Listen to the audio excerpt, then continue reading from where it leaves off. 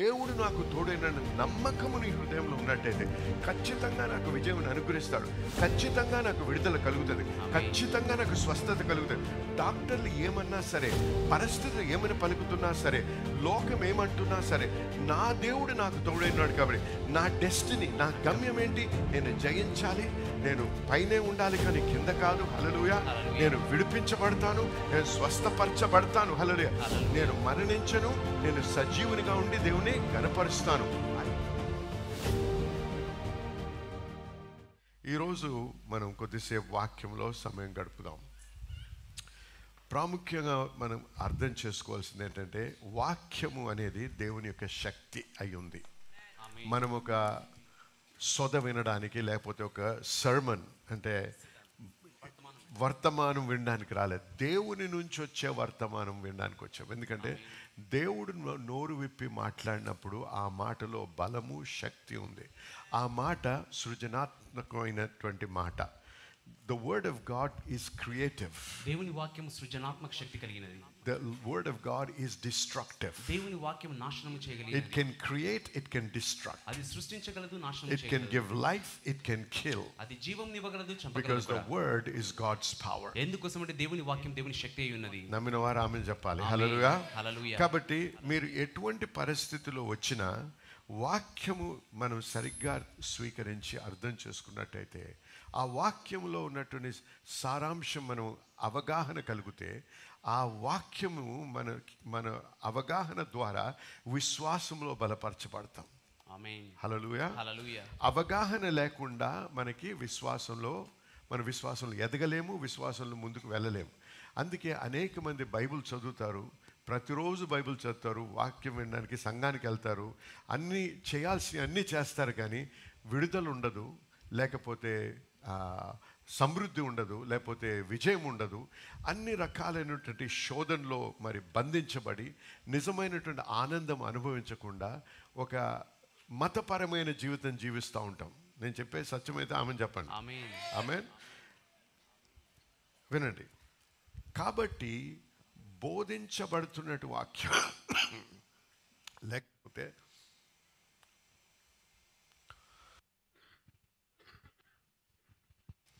వాక్యము చదువుతున్నప్పుడు కూడా దేవుని సహాయం, పరిశుద్ధాత్మ సహాయం లేకపోతే ఆ వాక్యములో ఉన్న సత్యాన్ని మనం గ్రహించలేం. పరిశుద్ధాత్ముడు మన ఆ మాట మీద ఊపిరి ఊదినప్పుడు, ఆయన ఊపిరి మనకి ఆ లోగోస్ అనే పదాన్ని, లోగోస్ అనే వాక్యం ఏదైతే చదువుతున్నామో అది రేమాగా మారుతుంది. ఎప్పుడైతే రేమాగా మారుతుందో అది దేవుడు మనతో ఈ సమయంలో, ఈ పరిస్థితుల్లో మనతో మాట్లాడుతున్నటువంటి వాక్యం అన్నమాట. హల్లెలూయా. ఆ వాక్యానికి శక్తి ఉంది. హల్లెలూయా. హల్లెలూయా. చూడండి, ఈ పుస్తకం ఏదైతే బైబిల్ అంటామో దీనిలో దేవుని యొక్క వాక్యము వ్రాయబడింది. ఈ వాక్యము, ఈ పుస్తకానికి బలం లేదు. అర్థమైంది అందరికీ? అందుకే అనేక మంది నిద్రపోయేటప్పుడు తలగడ కింద పెట్టుకుంటారు, కానీ పీడకలలు కూడా కంటుంటారు. అవునా అండి? చెప్పండి, మాట్లాడండి. నిజమేనా? ఎందుకు? పుస్తకములో లేదు బలము. పుస్తకములో వ్రాయబడిన మాట ఎప్పుడైతే మన హృదయంలో నాటపడుతుందో, మనము ఆ మాట పలికినప్పుడు ఆ దానిలో ఉంది శక్తి. అవగాహన లేకపోతే శక్తికి ద్వారము లేదు. ఆ శక్తి విడుదలవ్వడానికి ద్వారము అసలు వీలవ్వదు. అందుకే ఈ వాక్యం ఇది మతపరముగా చదవకూడదు. దేవా నాతో మాట్లాడు ప్రభువా, దేవుడు మనతో మాట్లాడడానికి ఇది రాసి ఇచ్చాడు, మనకి ఇది అనుగ్రహించాడు. ఇది మనం చదివేటప్పుడు, లేకపోతే వాక్యం బోధించినప్పుడు, విన్నప్పుడు మనం హృదయపూర్వకంగా వినాలి. వింటున్నప్పుడు ఫోన్ వైబ్రేటర్ మీద పెట్టుకోవడము, లేకపోతే మెసేజ్ రాగానే టింగ్ అనగానే అది మెసేజ్ వింటూ ఉంటే అటు ఇటు ఉంటే మనకి ఎప్పుడు కూడా అవగాహన ఉండదు. సంఘానికి వచ్చినప్పుడు, లేకపోతే ఇటువంటి సభలకు వచ్చినప్పుడు, వాక్యం వినాలనే ఆశతో వచ్చినప్పుడు అన్నిటినీ మర్చిపోవాలి. దేవుడు, నేను దేవుణ్ణి అనుభవించాలి, దేవునితో సహవాసం చేయాలి, పరిశుద్ధాత్ముడు నాతో ఈ 30 లేకపోతే 40 లేకపోతే నిమిషాలు లేకపోతే గంట సేపు దేవుడు నేను తప్ప వేరే ఇంకేం ఉండకూడదు. అటువంటి ఉద్దేశంతో వచ్చి విన్నప్పుడు ప్రతి మాటలో దేవుడు తన భక్తులను, లేకపోతే తన సేవకుల్ని వాడుకొని వారి ద్వారా మీతో మాట్లాడతాడు. ఆమేన్. హల్లెలూయా. హల్లెలూయా. మేము మాట్లాడేది ప్రతి మాట దేవుని మాట అంటం లేదు. నేను మాట్లాడేది బోధిస్తున్నాను, కానీ ఈ బోధలో ఏదో ఒక మాట లేకపోతే ఏదో ఒక సెంటెన్స్ మీకు సంబంధించింది ఉంటుంది. దానిని పట్టుకోవాలి. అప్పుడు మీకు విడుదలేంటి, సమృద్ధి ఏంటి, జయం ఏంటి, మార్గం ఏంటి కనపడతాయి. హల్లెలూయా. హల్లెలూయా. ఆమేన్. ఆమేన్.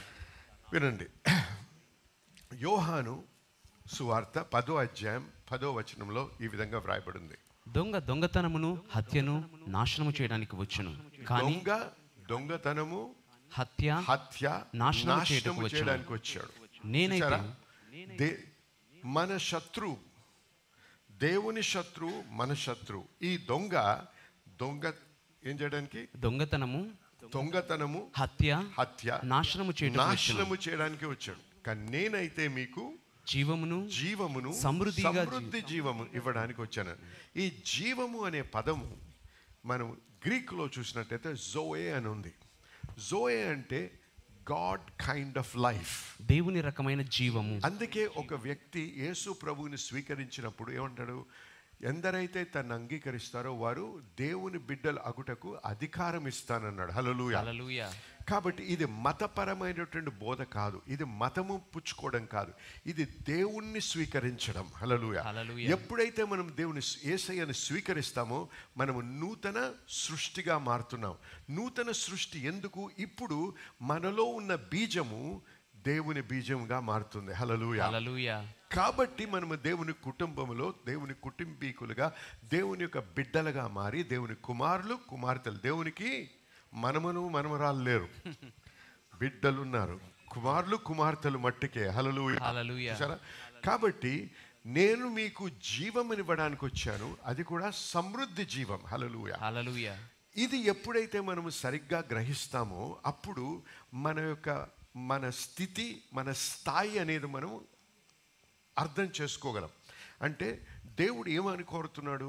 మనము ఆయన మనల్ని ఏం చేయాలని ఆశిస్తున్నాడో గ్రహించి మనము దేవుని యొక్క బీజముతో సృష్టించబడ్డాము. కాబట్టి మన ఆత్మలో, మన స్పిరిట్లో ఇప్పుడు ఆ లెవెల్లో బ్రతకాలని దేవుడు ఆశిస్తున్నాడు. అంటే ఈ లోకములో రోగాలేంటి, ఇబ్బందులేంటి, కరువులేంటి, మరి నష్టాలేంటి, మరి రకరకాలైన బాధలు, ఇరుకులు, ఇవన్నీ దేవుడిచ్చేవి కాదు అని నమ్ముతున్నారా? నమ్మటం లేదా? నమ్ముతున్నారు. ఏ రోగము కూడా దేవుడి నుంచి రాదు. కొందరు అంటారు దేవుడు కొద్ది మందికి జబ్బిస్తాడండి, ఎందుకంటే దాని ద్వారా దేవుడు నేర్పిస్తాడు అని. విన్నారా ఆ బోధ? విన్నట్టయితే హల్లెలూయా చెప్పండి. చూసారా? ఇది తప్పుడు బోధ. ఎందుకంటే దేవుడి దగ్గర లేనిది దేవుడు ఎలాగ ఇవ్వగలడు?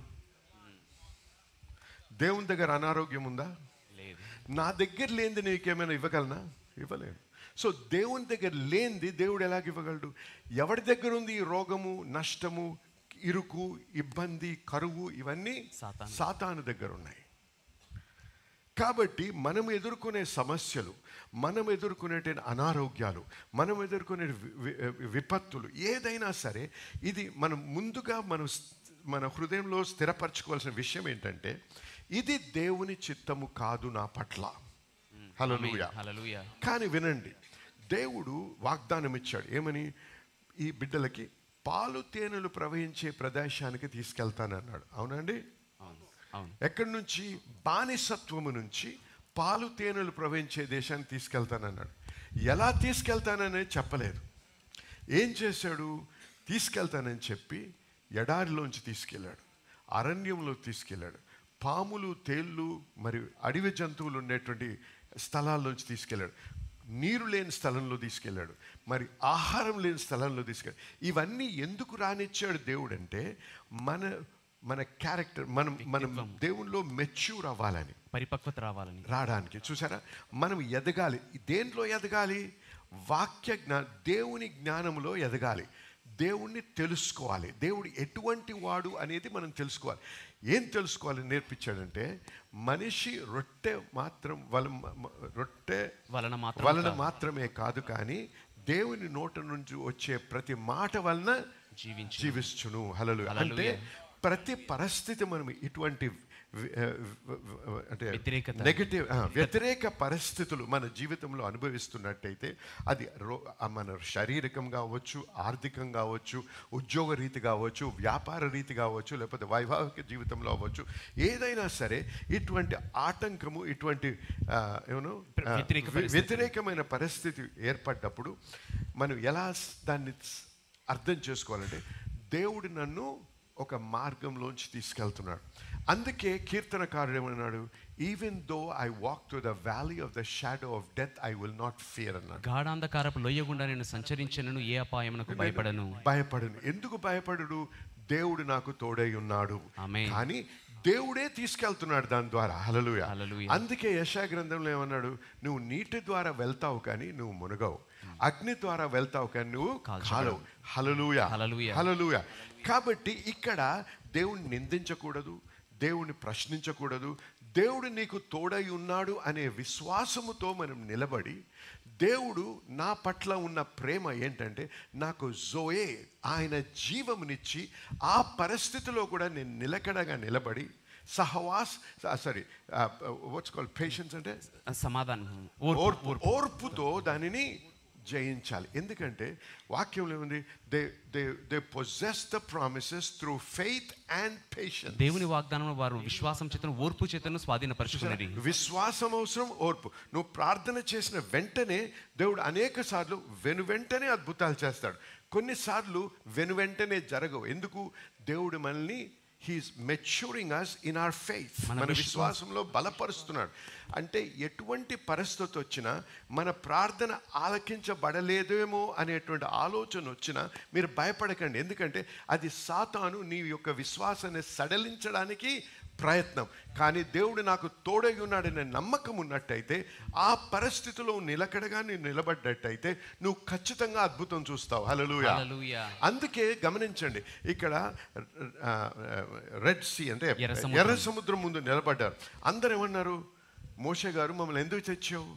ఇక్కడ మమ్మల్ని చంపేయడానికి తెచ్చావా? మాకు అక్కడ సమాధులు లేవని తెచ్చావా? ఇక్కడ మమ్మల్ని మేము, మా బిడ్డలు, మా భార్యలు అందరూ చనిపోతారు అని చెప్పి మరి కేకలు వేస్తూ మొరబెడుతూ అన్ని రకాలుగా దూషిస్తూ ఉంటే మోషే ఒకే మాట అన్నాడు. ఏమన్నాడు? బీ స్టిల్ అన్నాడు. మీరు ఊరకనే నిలిచి ఉండి, be still and see the salvation of God. మీరు ఊరకనే నిలిచి ఉండి దేవుడిచ్చే రక్షణను చూడండి. చూస్తున్నారా? ఎక్కడ చూడండి, ఇక్కడ అందరూ ఎదుర్కొనే సమస్య మోషే కూడా ఎదుర్కొంటున్నాడు. అవునండి? కానీ ఆ రియాక్షన్ గమనించండి. ఈ ప్రజలందరూ దేనిని బట్టి పలుకుతున్నారు? పరిస్థితులు, ఒత్తిడి, ఇబ్బంది, మార్గం లేకపోవడము, మరణిస్తాము అనే తలంపు, ఇవన్నీ వారిని ఛేదించి ఏం చేస్తుంది? ఆ రకంగా మాట్లాడడం. ఎందుకు? విశ్వాసం లేదు. ఇప్పుడు దేవుడు తెస్తాడని చెప్పి వచ్చారు, కానీ ఇంకా దేవుడు వదిలేశాడు అనేటువంటి స్థితికి వచ్చారు వారు. కానీ మోషే ఏం చేస్తున్నాడు? కాదు, నా దేవుడు తెచ్చాడు, ఇక్కడ నన్ను చంపడానికి తేలేదు. దేవుడు ఏ విధంగా చేస్తాడో నాకు తెలియదు, కానీ మార్గము లేని చోట మార్గమును సృష్టించే దేవుడు నా దేవుడు. చూడండి, ఇక్కడ వెంటనే అద్భుతం జరగలేదు, కానీ ఓర్పుతో నిలబడ్డప్పుడు మోషేకు కూడా తెలియదు ఏం చేయాలో. గమనిస్తున్నారా? అప్పటికి ఇంకా మోషేకి దేవుడు ఏం చేయాలో చెప్పలేదు. కానీ మోషే నమ్మకము, విశ్వాసం ఉండి, ఎలాగైనా దేవుడు నన్ను తప్పిస్తాడు దీని నుంచి. నేను మరణించడానికి దేవుడు నన్ను తీసుకొని రాలేదు, నన్ను చంపడానికి దేవుడు ఇక్కడ తీసుకొని రాలేదు. నాకు ఏ రకంగా చేస్తాడో తెలియదు, కానీ నాకు ఖచ్చితంగా విడుదల అనుగ్రహిస్తాడు అనే నమ్మకమైన హృదయంలో ఉండింది. హల్లెలూయా. కాబట్టి జనులారా, మీరు ఏ సమస్య గుండా వెళ్తున్నారో ఈ రాత్రి నాకు తెలియదు, కానీ ఒక విషయం మీరు స్థిరపరచుకోవాలి మీ హృదయంలో. ఏ పరిస్థితిలోనా దేవుడు నీకు తోడై ఉన్నాడా లేదా గమనించండి. మీరు దేవుణ్ణి దూషిస్తూ, దేవుణ్ణి ప్రశ్నిస్తూ, దేవుణ్ణి నిందిస్తూ, దేవుని గురించి మీరు దేవుని మీద కోపగించి సంఘానికి వెళ్ళడం మానేసి, ప్రార్థన మానేసే, మరి బైబిల్ చదవడం మానేసే రకమైనటువంటి జనులు అనేకులు ఉన్నారు. అదే కావాలి సాతానికి. ఆ రకంగా చేసినప్పుడు నువ్వు ఓడిపోతావు. కానీ దేవుడు నాకు తోడైన నమ్మకము నీ హృదయంలో ఉన్నట్టయితే ఖచ్చితంగా నాకు విజయం అనుగ్రహిస్తాడు, ఖచ్చితంగా నాకు విడుదల కలుగుతుంది, ఖచ్చితంగా నాకు స్వస్థత కలుగుతుంది. డాక్టర్లు ఏమన్నా సరే, పరిస్థితులు ఏమని పలుకుతున్నా సరే, లోకం ఏమంటున్నా సరే, నా దేవుడు నాకు తోడైనాడు. కాబట్టి నా డెస్టినీ, నా గమ్యం ఏంటి? నేను జయించాలి, నేను పైనే ఉండాలి కానీ కింద కాదు. హల్లెలూయా. నేను విడిపించబడతాను, లేపబడతాను, నేను స్వస్థపరచబడతాను. హల్లెలూయా. హల్లెలూయా. నేను మరణించను, నేను సజీవునిగా ఉండి దేవుని గణపరుస్తాను. I will not die but live to glorify the works of God. నేను చావను కానీ జీవించి యెహోవా క్రియలను ప్రచురపరచెదను. హల్లెలూయా. హల్లెలూయా. అది క్యాన్సర్ అవ్వండి, లేకపోతే లివర్ ప్రాబ్లమే కానివ్వండి, కిడ్నీ ప్రాబ్లం, ఏ ప్రాబ్లం అయినా సరే మీరు చేస్తున్నారు, కానీ మీ విశ్వాసం దేనిలో ఉండాలి? దేవునిలో ఉండాలి. దేవుడు నాకు విడుదల ఇస్తాడు, దేవుడు నన్ను నడిపిస్తాడు. మరి పరిస్థితులు ఎంత క్షీణిస్తున్నా సరే, ఎంత భయంకరంగా మారినా సరే భయపడకండి. దేవుడు మనకు తోడే ఉన్నాడు కాబట్టి ఖచ్చితంగా మనకు విడుదల కలుగు. ఎందుకు? సమృద్ధి జీవము. నాలో ఉన్న జీవం ఏంటి? సహజమైన జీవితం కాదు, దేవుని జీవమే నా జీవంలో ఉంది. హల్లెలూయా. హల్లెలూయా. హల్లెలూయా. హల్లెలూయా. కాబట్టి రోగం వచ్చి మనల్ని అటాక్ చేయొచ్చు, దాడి చేయొచ్చు. దాడి చేసినంత మాత్రాన ఓడిపోయినట్టు కాదు. అంటే అనారోగ్యంతో, అందరూ కూడా అనారోగ్యంతో అటాక్, అంటే ఆ దాడి వారి మీద దాడి జరుగుతుంది. దే ఎక్స్పీరియన్స్ దట్, దాన్ని అనుభవిస్తారు ఆ దాడిని అనుభవించినందుకు నువ్వు పాపంలో లేవు, దాడిని అనుభవించినందుకు నువ్వు దేవుని నుంచి దూరస్తుడు కాలేదు. మోషే కూడా ఆ దాడిని ఎదుర్కొన్నాడు. హల్లెలూయా. కాబట్టి కొన్నిసార్లు అనారోగ్యంతో దాడి ఉంటుంది, లేకపోతే సడన్గా ఏదో చెడు వార్త వస్తుంది, లేకపోతే ఇంకేదో విషయం. ఏది జరిగినా నీ హృదయంలో ఆ నిశ్చయత ఉండాలి, దేవుడు నాకు తోడై ఉన్నాడు. హల్లెలూయా. అందుకే ఆ నిశ్చయత ఉంది కాబట్టే దావీదేమన్నాడు? గాఢాంధకారపు లోయల్లో నేను వెళ్ళినా నేను భయపడను. హల్లెలూయా. ఆ స్థిరత్వం ఉందా నీకు? ఆ స్థిరత్వం ఉండాలంటే నాలో సమృద్ధి జీవం ఉంది. హల్లెలూయా. దేవుని జీవము నాలో ఉంది, పరిశుద్ధాత్ముడు నాలో ఉన్నాడు. దేవుడు నాకు అనుభవిస్తున్నానా? నాకేమైనా అనిపిస్తుందా దేవుడు నాకు తోడై ఉన్నాడని? నా వెంట్రుకలు నిల్చుకుంటున్నా, యూనో ఆ ఫీలింగ్స్ ఏం అవసరం లేదు. ఇది విశ్వాసము. We walk by faith and not by sight అన్నాడు. మనం విశ్వాసం వలన బ్రతుకుతాం, వెలుచూపు వలన కాదు. సారీ, చూసారా? హల్లెలూయా. హల్లెలూయా. హల్లెలూయా. దేవునికి స్తోత్రం. హల్లెలూయా. మహిమ కలుగును గాక. ఆమేన్. కాబట్టి ఎటువంటి పరిస్థితి, అందుకే చూడండి ఏమన్నా ముగ్గురు యవనస్తులు, అయ్యా రాజు, మళ్ళీ మేము ఆలోచించాల్సిన అవసరం లేదు, మేము లోబడము, వంగము, మేము మీ యొక్క విగ్రహాలకు మేము మొరపెట్టము. హల్లెలూయా. అగ్నిలో వేయబడతామన్నా మాకేమీ పర్వాలేదన్నారు. ఎందుకు? మా దేవుడు మమ్మల్ని విడిపించగలడు. ఆమేన్. చూసారా నిశ్చయత?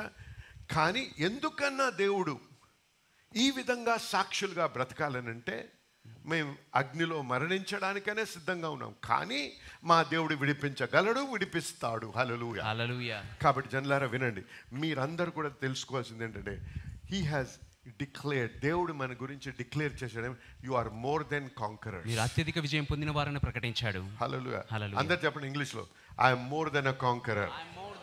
చెప్పండి గట్టిగా. అది మీ యొక్క గమ్యం.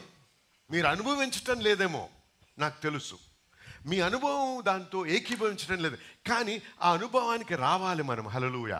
I'm more than a conqueror. ఏమన్నాడు దేవుడు? You will be above only and not beneath. పైవాడిగానే ఉంటావు కానీ కిందివాడిగా ఉండవు. You will be the head and not the tail. నీవు తలగా ఉంటావు కానీ తోకగా ఉండవు. You will lend and not borrow. నీవు అప్పిస్తావు కానీ అప్పు చేయవు. చూసారా, ఇది దేవుని యొక్క గమ్యం మన పట్ల, అది దేవుని యొక్క ఆశ మన పట్ల. హల్లెలూయా. హల్లెలూయా. మనం లోబడి, తొక్కుబడి, లేకపోతే క్షీణించి, ఓడిపోయి, దుఃఖపాలై, మరి రకరకాలుగా మరి హింసించబడి ఆ రకమైన సాక్ష్యం లేని జీవితం జీవించడం దేవుని యొక్క చిత్తము కాదు. నువ్వు ఏ దేశంలో బ్రతుకుతున్నా, ఏ పరిస్థితిలో ఉన్నా నువ్వు ఉన్నత స్థలములో ఉండాలి. ఆమేన్. హల్లెలూయా. నువ్వు జయించాలి. అనేక సార్లు మన పరిస్థితులను బట్టి, లేకపోతే సాతాను యొక్క దాడిని బట్టి ఒక్కోసారి ఎటువంటి పరిస్థితి అనిపిస్తుంటే ఓడిపోతున్నామేమో, అందరూ కూడా మనల్ని చూసి విమర్శించి, అరే ఈడు దేవుడు నమ్ముకున్నాడు, చూసారా వాడి గతి ఏమవుతుందో అని ఇలా విమర్శించి చెడు మాట్లాడే సమయాలు కూడా ఉంటాయి. అటువంటి సమయములు కూడా దేవుని యొక్క చేయి వదలకూడదు. హల్లెలూయా. దేవుడు నాకు తోడై ఉన్నాడు, నేను దేవుని దూషించను. దేవుడు ఏమన్నాడు? యోబు వలె మనం, దేవుడు నాకు ఎప్పుడు మేలే చేశాడు, దేవుడు నేను గణపరుస్తాను, కానీ దేవునికి నేను ఇప్పుడు చెడు పలకను. హల్లెలూయా. ఆమేన్. ఇటువంటి హృదయం ఎప్పుడైతే మనలో దేవుడు ఉంచుతాడో ఖచ్చితంగా మనము దేవుని యొక్క ఆశీర్వాదం మనము పొందగలము, అనుభవించగలము. నమ్మిన వారు ఆమేన్ చెప్పాలి. హల్లెలూయా. చూసారా, నేనేం చేస్తున్నాను ఈ రాత్రి? మీ హృదయంలో ఒక సత్యాన్ని నాటడానికి ప్రయత్నం చేస్తున్నాను. ఏంటి? దేవుడు మంచివాడు, ఆమేన్. దేవుడు మేలు చేసేవాడు, ఆమేన్. దేవుడు కీడు చేసేవాడు కాదు. మీరు అనుభవిస్తున్న కీడు దేవుడి నుంచి వచ్చింది కాదు. మనుషుల్ని వాడుకుంటూ సాతాను ఒక్కోసారి మనుషుల్ని వాడుకుంటాడు, ఒక్కోసారి వైరస్ని వాడుకుంటాడు, ఒక్కోసారి రకరకాలైనటువంటి పరిస్థితులు, ఉద్యోగ రీతిలో ఉన్న పరిస్థితులు రకరకాలుగా మనకి దాడి చేస్తూ ఉంటాడు సాతాను. ఎటువంటి స్థితిలో ఉన్న ఒకటి మర్చిపో, దేవుడు మంచివాడు, నా మంచి కోరేవాడు, నా మేలు కోరేవాడు, నా స్వస్థతను కోరేవాడు, నా అభివృద్ధిని కోరేవాడు, నా సమృద్ధిని కోరేవాడు. హల్లెలూయా, ఆమేన్. అందుకే గమనించండి, 3 యోహాను 2వ వచనంలో ఏమన్నాడు? ప్రియుడా, నీ ఆత్మ వర్ధిల్లుచున్న ప్రకారము నీవు అన్ని విషయములలో వర్ధిల్లుచు సౌఖ్యముగా ఉండవలనని ప్రార్థించుచున్నాను. హల్లెలూయా. హల్లెలూయా. అన్ని విషయాల్లో సౌఖ్యంగా ఉండాలి, ఇది దేవుని చిత్తము. హల్లెలూయా, హల్లెలూయా. ఈ విధంగా బోధిస్తున్నాను కాబట్టి అనేకులు నన్ను విమర్శిస్తారు. అయితే మానతానా? నేను మానను, ఎందుకంటే ఇది వాక్యం. హల్లెలూయా, హల్లెలూయా. ఈయన ఇది బోధిస్తాడు, ఆయన అది బోధిస్తాడు. నన్ను దేవుడు పిలిచాడు, నువ్వు పిలిచావా? దేవుడు ఎందుకు పిలిచాడో వాక్యంలో ఏముందో అదే బోధిస్తాను నేను. హల్లెలూయా. మిమ్మల్ని సంతోషపెట్టడానికి రాలేదు, నేను మిమ్మల్ని పురికొల్పడానికి వచ్చాను ఇక్కడ. మీ హర్ష చెందాలని రాలేదు, మిమ్మల్ని దేవుని దగ్గర నడిపించాలని వచ్చాను. దేవునితో అన్యోన్యతలో ముందుకు నడిపించాలనే ఉద్దేశంతో ఈ వాక్యం బోధించాలనే ఆశతో వచ్చాను. హల్లెలూయా. మీ యొక్క సహవాసం, దేవునితో సన్నిహిత సహవాసం ఇంకా బలపడాలనే ఆశ ఉంది కాబట్టి సత్యాన్ని బోధించడానికి వచ్చాను. అనుభవపూర్వక నా అనుభవాల్ని మీకు చెప్పుకోవడానికి కాదు, దేవుని వాక్యం ఏం చెప్తుందో చెప్పి దాని ప్రకారంగా మన అనుభవాలు లొంగాలి. వాక్యానికి మన అనుభవాలు లొంగాలి, కానీ మన అనుభవాలకి వాక్యం లొంగకూడదు. మన అనుభవాల ప్రకారంగా దేవుని వాక్యాన్ని ప్రకటించకూడదు, కానీ మన అనుభవం ఏదైనా సరే దేవుని వాక్యమే సత్యం, నా అనుభవం సత్యం కాదు. హల్లెలూయా, హల్లెలూయా. ఎప్పుడైతే సత్యాన్ని బోధిస్తానో అప్పుడే నా అనుభవము, నా విశ్వాసం ప్రకారంగా ఆ అనుభవం కూడా దానికి లోనవుద్ది. హల్లెలూయా, హల్లెలూయా. చూసారా, నా నిలకడ, నా నిశ్చయత, నా యొక్క విశ్వాసము దేని మీద ఉండాలి? వాక్యం మీద, అనుభవం మీద కాదు. ఆయన అనుభవం, దేవుని భక్తుడు అండి, ఎంత గొప్ప భక్తుడో తెలుసా? ఆయన అనుభవం ఏంటిది? ఎటువంటి భక్తుడైనా, ఎంత గొప్ప భక్తుడైనా వాడు మనిషే, దేవుడు కాదు. దేవుడు పలికిన మాట సత్యం, మనిషి పలికింది కాదు. హల్లెలూయా.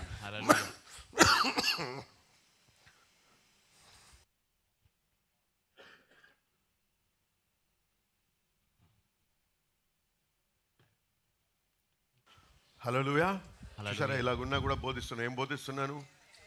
హల్లెలూయా, హల్లెలూయా. నేను స్వస్థపరచబడ్డాను. ఆమేన్, ఆమేన్, ఆమేన్, ఆమేన్, ఆమేన్. మీరు నమ్మరు, నిన్న లేచి నిలబడే శక్తి కూడా లేదు.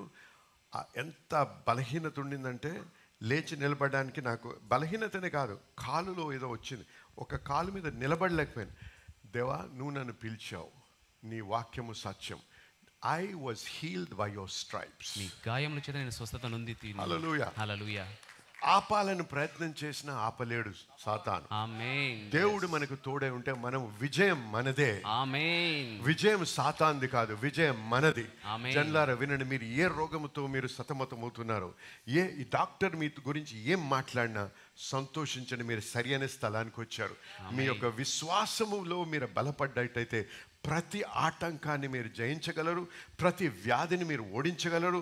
విశ్వాసముతో మీరు బలమైన సాక్ష్యముతో దేవునికి సాక్షులుగా బ్రతకగలరు. నమ్మిన వారు ఆమేన్ చెప్పాలి. ఆమేన్. హల్లెలూయా. చూడండి, హల్లెలూయా.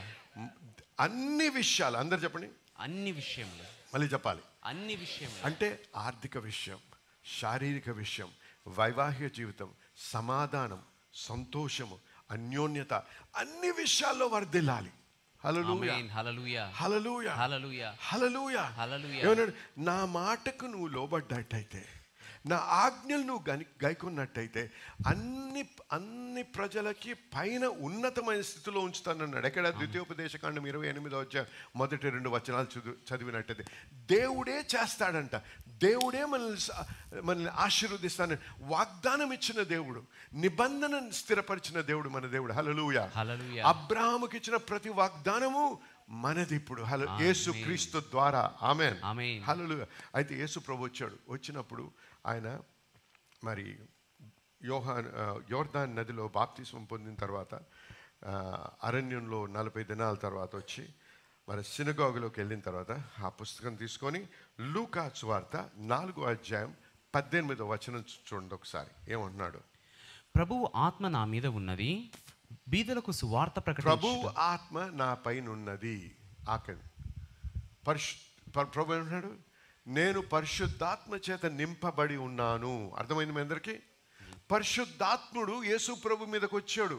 ఎందుకు వచ్చాడో చెప్తున్నాడు. ఇప్పుడు చెప్పండి. బీదలకు సువార్త ప్రకటించుటకై. సువార్త ప్రకటించడానికి. హల్లెలూయా. హల్లెలూయా. మంచి వార్త ప్రకటించడానికి వచ్చాడు. ఈ మంచి వార్త ఏంటండి? చదువు. ఆయన నన్ను అభిషేకించెను, చెరలో ఉన్న వారికి విడుదలను. చూసారా? విడుదల. హల్లెలూయా చెప్పాలి. హల్లెలూయా.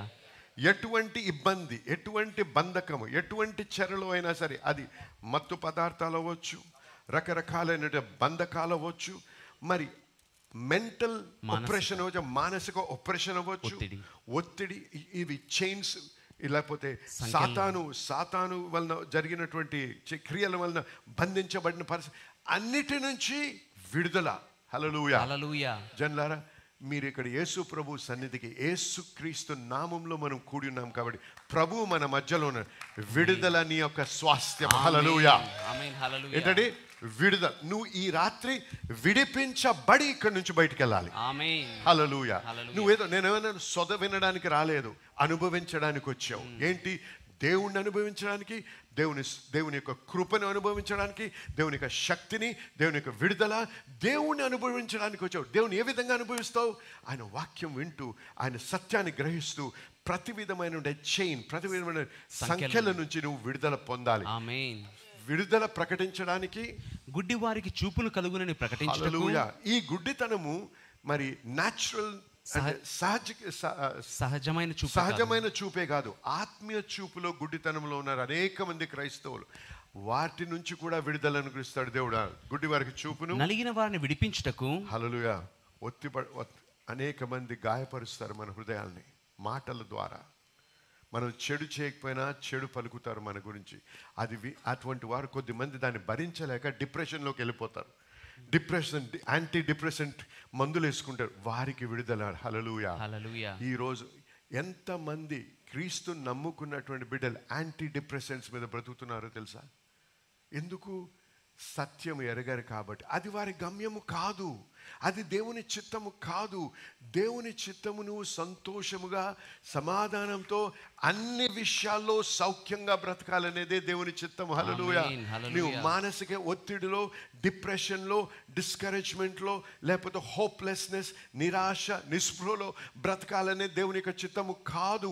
ఇది ప్రకటించడానికి, ఈ సువార్త ప్రకటించడానికి వచ్చానంటున్నాడు యేసు ప్రభు. ఇంకా ప్రభు హితవత్సరము ప్రకటించుటకు ఆయనను పంపియున్నాడు. హల్లెలూయా. ఇది ఈ మంచి వార్తను ప్రకటించడానికి వచ్చానంటున్నాడు. హల్లెలూయా. నేను పరిశుద్ధాత్మ చేత నింపబడ్డాను అన్నాడు. హల్లెలూయా. పరిశుద్ధాత్ముడు ఎందుకు వచ్చాడో తెలుసా? పరిశుద్ధాత్ముని ఇంకో పేరేంటో తెలుసా? ఇంగ్లీష్లో మనం పారాక్లీట్ అంటాం, గ్రీక్లో పారాక్లీట్ అంటే ద కంఫర్టర్, ఆదరణకర్త.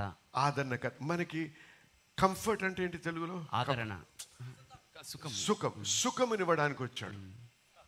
హల్లెలూయా. హల్లెలూయా. హల్లెలూయా. హల్లెలూయా. Holy Spirit came to comfort us. మనకు సుఖము సౌఖ్యమును ఇవ్వడానికి వచ్చాడు ఆయన. మరి డిస్కంఫర్ట్ కాదు, అసౌకర్యాన్ని ఇవ్వడానికి కాదు, కానీ కంఫర్ట్ చేయడానికి. అయితే ప్రభు ఏమన్నాడు? అపోస్తలుల కార్యం 10వ అధ్యాయం 38వ వచనంలో ఈ విధంగా రాయబడింది. God anointed Jesus of Nazareth with the Holy Ghost and with power, who went about doing good and healing all that were oppressed of the devil. దేవుడు నజరేయుడైన యేసుక్రీస్తును ఆత్మతోను తన యొక్క శక్తితోను అభిషేకించి ఉంటున్నాడు. ఆయన మేలు చేయుచు, సంచరించుచు, నలిగిన వారిని అందరినీ స్వస్థపరిచి ఉన్నాడు. చూసారా? దేవుడు పరిశుద్ధాత్మ చేత, శక్తి చేత. గమనించండి, యేసు ప్రభు పరిశుద్ధాత్మ చేత నింపబడి మన మధ్యలోకి వచ్చాడు. దేనికి? మనిషికి సుఖమునివ్వడానికి. హల్లెలూయా. సౌఖ్యమునివ్వడానికి. హల్లెలూయా. హల్లెలూయా. ఆమేన్ చెప్పండి. ఆమేన్. కాబట్టి జనులారా వినండి, మీ అసౌఖ్యత అంటే అసౌకర్యం నుంచి నువ్వు జీవించడము దేవుని యొక్క చిత్తము కాదు. హల్లెలూయా. హల్లెలూయా. మనము దీవించబడి అనేకులకి దీవెనకరంగా ఉండాలనే ఉద్దేశమే దేవుని యొక్క చిత్తమై ఉంది మన పట్ల. ఆమేన్. హల్లెలూయా. ఆమేన్. హల్లెలూయా. అందుకే పౌలు గారు ఒక మాట అన్నారు, రోమీయులకు రాసిన పత్రిక 1వ అధ్యాయం 16, 17 చూడండి ఒకసారి.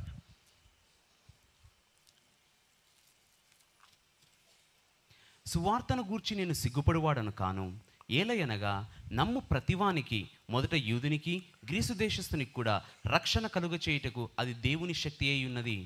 హల్లెలూయా. హల్లెలూయా. సువార్త దేవుని శక్తి అయి ఉంది. దేవుని శక్తి ఉంది. హల్లెలూయా. హల్లెలూయా. సువార్త యేసుప్రభు ఎందుకు వచ్చాడండి? నేను దేవుని ఆత్మచేత నింపబడ్డాను సువార్తను ప్రకటించడానికి. సువార్తలోనే శక్తి ఉంది. హల్లెలూయా. అందుకు నేను సిగ్గుపడవాడని కాదు. ఎందుకు? ఈ సువార్త మీకు రక్షణ కలిగించరు. రక్షణ అంటే మనం ఏమనుకుంటామంటే మరణించిన తర్వాత పరలోకానికి వెళ్తామని. అది నిజమే, కానీ సంపూర్ణ సత్యం కాదు అది. రక్షణ అనే పదాన్ని మనం సరిగ్గా అర్థం చేసుకోవాలంటే దాని గ్రీక్ పదము సొటీరియా. సొటీరియాలో 5 అర్థాలు ఉన్నాయి. ఇవన్నీ ఒక ప్యాకేజ్ లాంటిది. చూడండి, ఎప్పుడైనా మీరు టూర్కి వెళ్ళాలంటే ఈ టూర్ ఆపరేటర్స్ ఉంటారు, ప్యాకేజ్ డీల్ అంటారు. విన్నారా? ట్రావెల్ ఉంటుంది, టికెట్లు ఉంటాయి, భోజనాలు ఉంటాయి, హోటల్ ఉంటుంది, మంచి మంచి స్థలాలు తిప్పడం, అన్నీ కలిపి ప్యాకేజ్ డీల్గా మాట్లాడతారు. అవునండి. అలాగే సాల్వేషన్ అనేది కూడా ఒక ప్యాకేజ్ డీల్. దీంట్లో ఏమేమి ఉన్నాయో మనకి అవగాహన లేదు. కాబట్టి మనం ఎప్పుడు ప్రార్థన చేసినా నా యొక్క పాపాలు క్షమించబడ్డాయి, నేను మరణించిన తర్వాత దేవుని దగ్గరికి వెళ్తాను, ఇంత మట్టుకే అవగాహన ఉంది అనేక మంది క్రైస్తవులకి. అందుకే అది మట్టుకే అనుభవిస్తారు. మనకి ఎంత అవగాహన ఉందో అంతే అనుభవించగలం, అంతకంటే ఎక్కువ అనుభవించలేము. అందుకేమన్నాడు హోసియా ప్రవక్త, నా జనులు జ్ఞానము లేని వారై నశిస్తున్నారు అన్నాడు. హల్లెలూయా. చూసారా? కాబట్టి ఈ జ్ఞానం అవసరం. అందుకే లోతుగా చదవాలి వాక్యాన్ని. సొటీరియా అనే పదం సాల్వేషన్ అంటే 5 అర్థాలు ఉన్నాయి. అంటే ఈ 5 కూడా దేవుడు మనకి అనుగ్రహించి ఉన్నాడు. హల్లెలూయా. ఈ 5 ఏంటండి? ఒకటి హీలింగ్, స్వస్థత. రెండవది డెలివరెన్స్, విడుదల. మూడవది ప్రొటెక్షన్, భద్రత. నాలుగవది ప్రిజర్వేషన్, కాపాడబడడం. ఐదవది సౌండ్నెస్, మంచి మనస్సు. ఓకే, ఇంద్రియ నిగ్రహం. Yeah, okay. ఇంద్రియ నిగ్రహం. సౌండ్నెస్ అంటే just I don't know how to explain. Yeah, maybe. Okay, anyway it's ఇవన్నీ కూడా మనకి దేవుడు అనుగ్రహిస్తున్నాడు. దేని ద్వారా? సువార్త ద్వారా. ఆ సువార్త ఏంటి?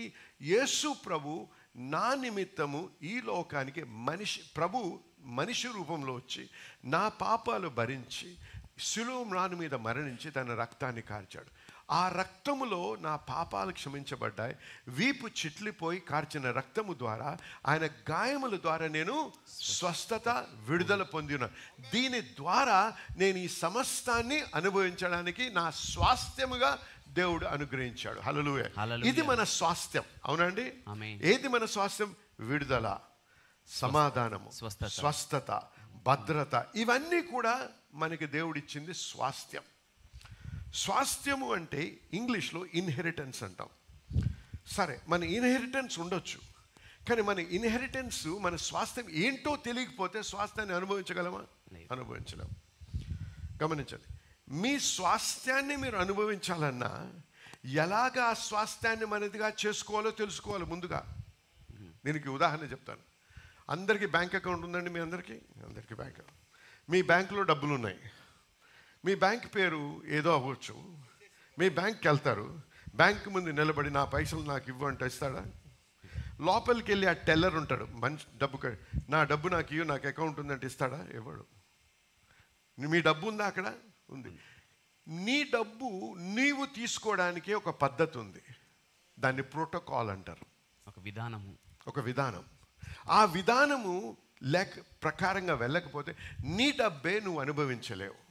అలాగే దేవుని వాక్యంలో కూడా ప్రోటోకాల్స్ ఉంటాయి. ఏ రకంగా నేను స్వాధీనపరచుకోవాలి నా స్వాస్థ్యాన్ని. గమనించండి, మీ అందరికీ బ్యాంక్ అకౌంట్ ఉంది, అందరూ ఏటీఎం వాడతారు. అవునండి, అందరికీ ఏటీఎం వాడడం తెలుసు, ఏటీఎం తెలుసు. మీకు ఏమిచ్చారు? కార్డు ఇచ్చారు. ఏం కార్డు అది? ఏటీఎం డెబిట్ కార్డ్ అంటాం. ఏటీఎం మెషిన్ దగ్గరికి వెళ్ళి నిలబడి నా డబ్బు నాకు ఇవ్వంటే అది వింటుందా? మాట వినదు. కార్డు పెట్టావు, నంబర్ మర్చిపోయావు, డబ్బు వస్తుందా? ఎందుకు? అది ప్రోటోకాల్. ఒక పద్ధతి, విధానం అవసరం. చూడండి, అనేక మంది క్రైస్తవులు ఏమనుకుంటారంటే, వాళ్ళు అనుకునేది, ఎవరిని విమర్శించారు, జాగ్రత్తగా వినండి, కన్నీరు కారుస్తే దేవుడు నా డబ్బు నాకు వచ్చేస్తుంది అంటే నా స్వాస్థాన్ని, నా స్వస్థత, లేకపోతే నా విడుదల, కన్నీరు కార్చు అని బోధిస్తారు. కన్నీరు కార్చడం తప్పు కాదు, కానీ కన్నీరు మీద దేవుడు కదలడు. దేవుడు దేని మీద కదులుతాడో తెలుసా? విశ్వాసం మీద కలుస్తాడు. ఆమేన్. God does not move on tears, God moves on faith. నువ్వు ఏడుస్తే గమనించడా? దేవుడు గమనిస్తాడు. Because he feels our infirmity. ఆయన మన బలహీనతను భరించి ఉన్నాడు.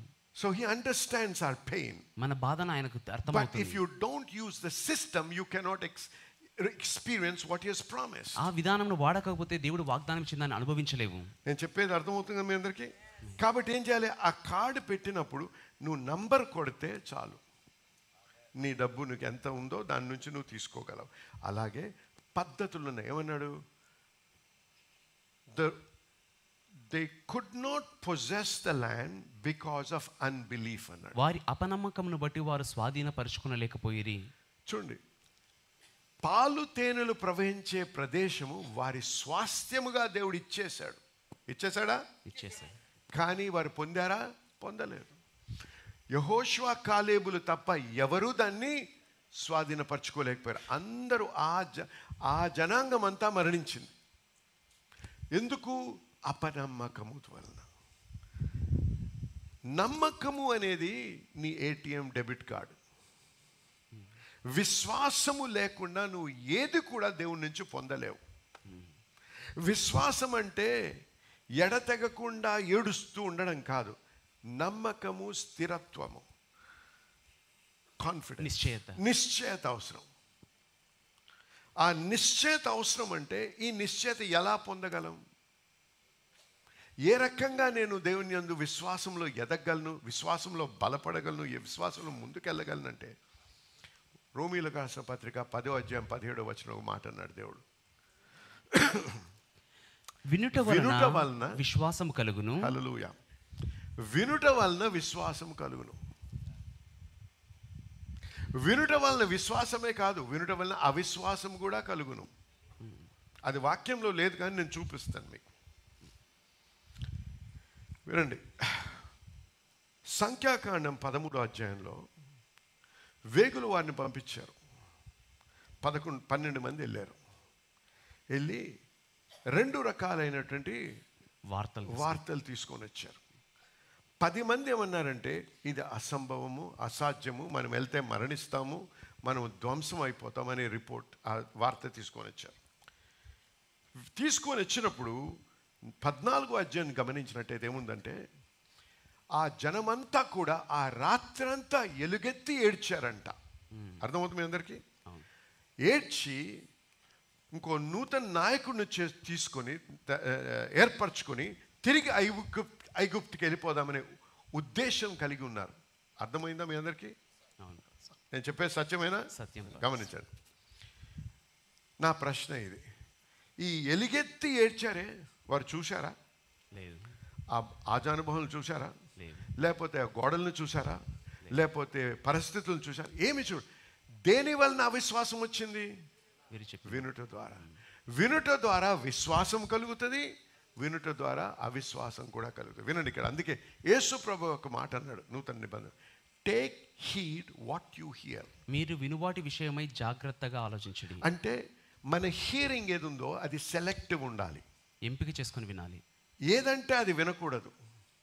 చూడండి, ఇప్పుడు ఏదైనా రాగానే మొట్టమొదట బైబిల్ గూగుల్ ఇప్పుతాం. అవునండి? మాట్లాడటం లేదు, నిజమైనా నేను చెప్పేది? నేను తప్పంటం లేదు, అన్నీ తప్పు కాదు. కానీ మన హృదయము, మన చెవులు దేని యొగ్గుతాయో, దేని వింటాయో అది హృదయంలో నాటబడినట్టయితే అదే విశ్వాసంగా మారుతుంది. అపనమ్మకము అనే మాట ఇంగ్లీష్లో అన్బిలీఫ్ అని ఉంది. ఈ అపనమ్మకము అంటే నమ్మకం లేకపోవడం కాదు. ప్రతి ఒక్కరు ఏదో ఒకటి నమ్ముతారు. అపనమ్మకము అనేది దేవుని మాటకు విరుద్ధంగా నమ్మిన దాన్ని అపనమ్మకం అంటారు. దేవుడు చెప్పిన మాటకు విరుద్ధమైంది నమ్మినప్పుడు దాన్ని అపనమ్మకం అంటారు. అందుకే వీరందరూ అపనమ్మకము ద్వారా గురించి వారు ఆ దేశాన్ని స్వాధీనపరచుకోలేకపోయారు. కానీ ఏంటి, వీరు ఏదో ఒకటి నమ్మారు. ఏం నమ్మారు? చెడు వార్త. ఏమన్నాడు? ఈవిల్ రిపోర్ట్ అన్నాడు వాక్యంలో. చెడు సమాచారమును వినివారు. ఈ చెడు సమాచారం నమ్మారు. ఏదో ఒకటి నమ్ముతున్నాం. మనము కూడా అయితే డాక్టర్ చెప్పిన నెగిటివ్ రిపోర్ట్ అని నమ్ముతున్నాం, లేకపోతే దేవుడు చెప్పిన రిపోర్ట్ అని నమ్ముతున్నాం. అందుకే యెషయా ప్రవక్త who hath believed our report అన్నాడు. మా నివేదికను సమాచారం నమ్మిన వాడు ఎవడు? చూసారా? అంటే మనము ఎంపిక చేసుకోవాలి, ఏ వార్తని మనం నమ్ముతామో ఆ వార్తని వింటా ఉండాలి. ఆ వార్తని వినుట ద్వారా విశ్వాసము కలుగును. హల్లెలూయా, హల్లెలూయా. వినుట ద్వారా. అందుకే గమనించండి, ఇక్కడ మార్కు సువార్త 5వ అధ్యాయంలో ఆ స్త్రీ ఉంది, రక్తస్రావతో బాధపడుతున్నటువంటి స్త్రీ. 12 సంవత్సరాలు బాధపడ్డది.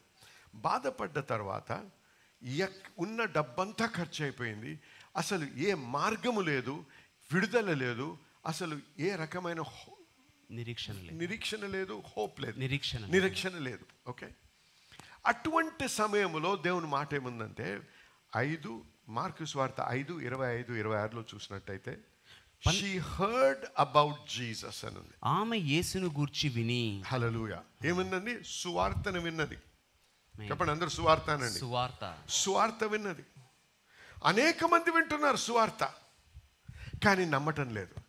ఆమె ఆ రోజు సువార్తని నమ్మిందంటే నేను తల ఊపి నమ్ముతున్నానని చెప్తే సరిపోదు. నమ్మడం అంటే ఒక నిశ్చయత ఏర్పడ్డం. నా హృదయంలో నాకు తెలుసు ఇది దేవుని చిత్తం అనేటువంటి ఒక నిశ్చయత అనేది కలుగుతుంది.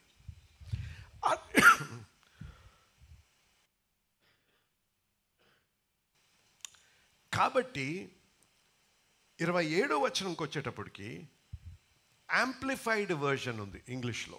ఆ వర్షన్లో ఏముందంటే షీ కెప్ట్ సేయింగ్ అని. ఆమె చెప్తూ వచ్చాను. ఒకసారి చెప్పలేదు, చెప్తూ వచ్చింది. ఏంటి? ఆయన వస్త్రపు చెంగును నేను ముట్టినట్టయితే నేను స్వస్థత నొందుతాను అని. ఆగండి వినండి. ఇక్కడ మతపరముగా ఏది కూడా చేయకూడదు. అంటే ఇక్కడ ఒకటి, ఎప్పుడైతే సువార్తను విన్నదో ఆ సువార్త ఒక నిశ్చయతని కలిగించి ఒక చిత్రాన్ని సృష్టించింది మనసులో. హల్లెలూయా, హల్లెలూయా. ఇప్పుడు చూడండి, దేవుడు మనకి అందరు కూడా ఒక ప్రాముఖ్యమైనటువంటి వరాన్ని ఇచ్చాడు. దాన్ని ఇమాజినేషన్ అంటాం. ఊహాగానం. అందరు కళ్ళు మూసుకోండి ఒకసారి. కళ్ళు మూసుకున్నారా అందరూ? ఇప్పుడు మీ ఊహలో మీ ఇంటికి వెళ్ళండి. మెయిన్ డోర్ ఇప్పండి. బెడ్రూమ్లోకి వెళ్ళండి. పడక మీద కూర్చోండి. కళ్ళు ఇప్పండి. ఇప్పుడు చూసారా? గమనించారా? ఇదంతా ఎక్కడ జరిగింది? ఊహలో జరిగింది. ఈ ఇమాజినేషన్ అనేది చాలా పవర్ఫుల్. ఆదికాండం 11వ అధ్యాయం 6వ వచనంలో ఒక మాట అన్నాడు దేవుడు. What they have imagined they can. వారు చేయదలిచిన ఏ పని అయినను చేయకుండా వారికి ఆటంకం ఏమీ ఉండదు. చూసారా?